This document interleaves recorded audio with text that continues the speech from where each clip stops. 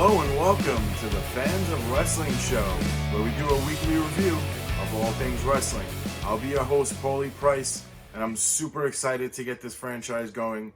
And now we're going to move over to Wednesday night.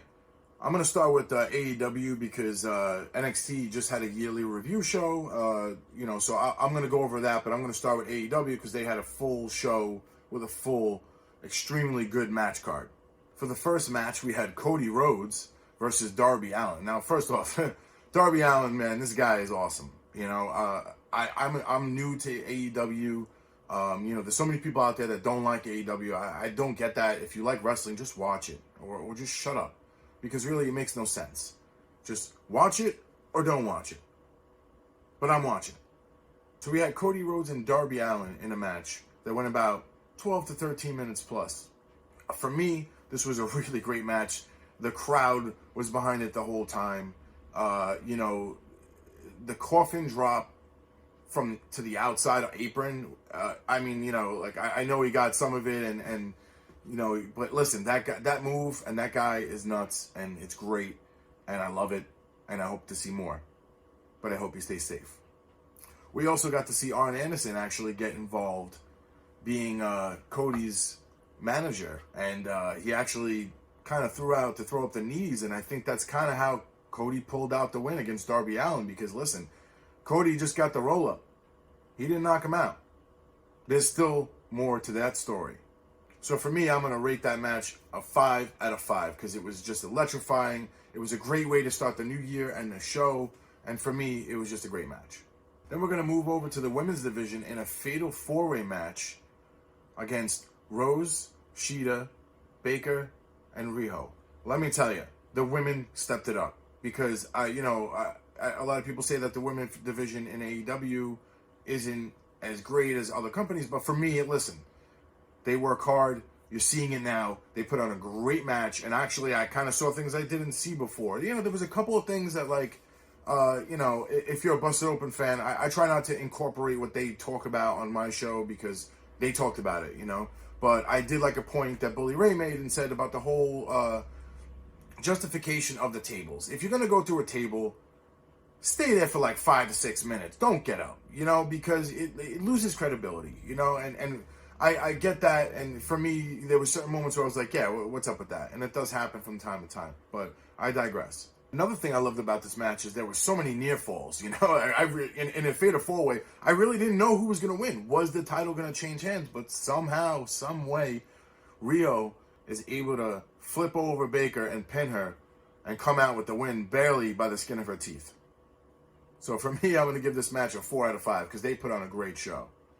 The next match was a singles match with Trent versus Jon Moxley. Now, I'm a huge Jon Moxley fan. I was a huge Dean Ambrose fan. I'm a huge Jon fan. The guy is just a great wrestler. I love his gimmick. He's just him, and he's really talented. And Trent is a really talented wrestler, and he has a huge future in AEW. But for me, that match was exceptional. The story that they told, the back and forth, the outside in the ring, that's one of the things I love about Moxley is that he takes it to the outside. It doesn't have to be fought in the ring, and the referees have been doing a great job of officiating and making sure that the count is good and they're getting these wrestlers back in the ring before the count out. Now, one of my favorite part of the match was Orange Cassidy getting in the ring and doing the whole hands in the pocket. Now, for me, all right, I love that, but at the same time, it's like, all right, get out of the ring, and the ref should have really been like, get out. But I get it, why it was there, and you know what, at the end of the day, after I saw where it was going, I realized, oh, okay, I'm okay with it. And I love that Dean Ambrose came back and threw his hands right in the pockets as well, and it really just, it was such a big pop, and it was great. And, the distraction, almost thought that, Trent was going to win the match, but Moxley came out on top and took out Trent. For me, I rated the Jon Moxley and Trent match a 5 out of 5. It was exciting, and Orange Cassidy had a little orange twist to it. After that match, Moxley got a really, really insane offer from the head of the Inner Circle, and that's Mr. Chris Jericho, Le Champion. Jericho offered Jon Moxley 49% of the LLC of the Inner Circle brand. I mean, that's phenomenal. And not even that, just who cares about that? He's offering him a Ford GT. I'll say that again. A Ford GT with his own license plate. I mean, like, come on. That's like, sign me up, you know? But what's going to happen? Is John Moxley going to join the Inner Circle, or is he going to tell him to go F himself? We're going to find out next week. And the next match was Dustin Rhodes versus Sammy Guevara. Now, this match was just so entertaining. You know, Sammy Guevara is got such a great future ahead of him, especially he's under the wing of Chris Jericho. I can't see him going anywhere but up. And Dustin Rhodes is, listen, the guy's, he's been wrestling, I think, 3 or 4 decades now. I mean, the guy is immaculate. One of my favorite parts about the match was the Canadian Destroyer on the apron, which I did not see coming. And for me, that automatically made the match a 5 out of 5 for me, because that and the story that they told with Jake Hager coming out and getting involved, and that whole thing really worked because Sammy got the win. Sammy won and beat Dustin Rhodes. So, I mean, that's something that he could put under his belt, and it's a good way to start the new year with the first win of the year. And then we finish it off with the main event. Went about 10 minutes long. You had the Elite, Young Bucks, Omega versus Pac and the Lucha Brothers. This match was non-stop entertaining. Now, I know they have their own unorthodox way of doing tag team, but listen, it's entertaining. I like that it's kind of new and fresh. You know, for me, I'm not bothered by it. As long as I'm being entertained and I'm seeing things I've never seen before, I don't mind it. And I think these guys are doing an immense job. To be honest with you, I'm going to be honest, and I don't care. In the beginning, I did not like the Young Bucks. I didn't see what the big thing was about, but now that I've been watching the product and I've been following them and I see them, they're starting to grow on me. And I actually, you know, it was my fault. I feel like I kept comparing them to Matt and Jeff Hardy, and they're not Matt and Jeff Hardy. They're their own brotherhood. They're their own brand. And, you know, I wish nothing but the best for those two.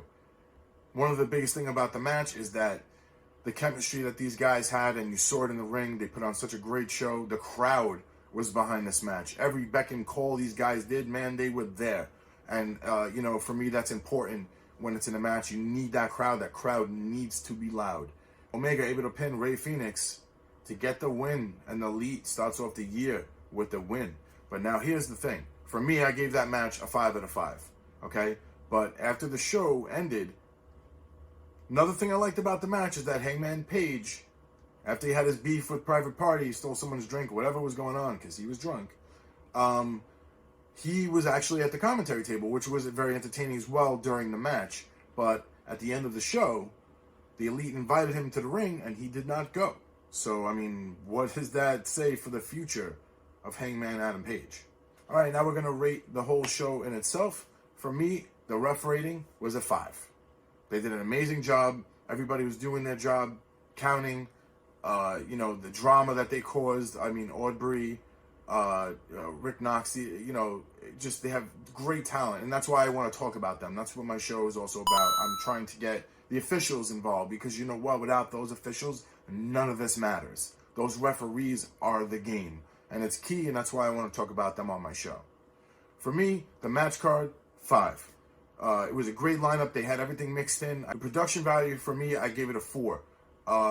There was a couple of hiccups I heard with the audio going to backstage. Actually, when Britt Baker came back and she did an amazing promo, and I really saw another side of her, I really couldn't hear her because they had the music blended in from the outside in the ring, and it was like, so that's something that I wish they can get up. But the commentary team, Taz guest starring, that was amazing. You know, that's why that show had so much juice. It was Taz, it was JR, Excalibur. I mean, I really love that guy's voice. He's got, you know, such a unique voice. And every time I hear or I think of AEW, I actually hear his voice. So I hope they keep Excalibur on there as well. We had MJF come out and give his stipulations to Cody. And they were this. You cannot touch MJF until Revolution. You have to get in a match against Wardlow in a steel cage, and next week he has to get on his knees and take 10 lashes live on national television. So for me, I don't know. I mean, if I was Cody Rhodes, I don't know if I'm that desperate to get an ass woman, but for me, this show was a 5 out of 5. This was an amazing show. It was a great way to start off the year, and I can't wait for next week.